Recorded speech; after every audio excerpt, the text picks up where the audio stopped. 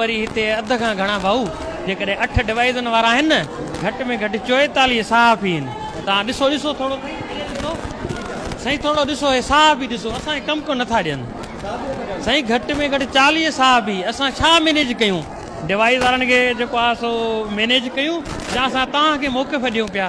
हेॾे त ॾिसो न, हालत ॾिसो। असां साईं डिवाइस बंदि साईं, तव्हां छॾियो न 30-40 ॼणा जो तव्हां हिकु सेंटर ते अचे बीहंदव त कमु कीअं हलंदो?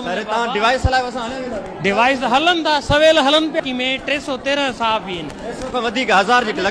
ठीकु आहे, 100 अचे थो वरी 100 वञे थो, 10 अचनि था, 15-20 सॼो कमु असांखे डिस्टर्ब लॻो पिया।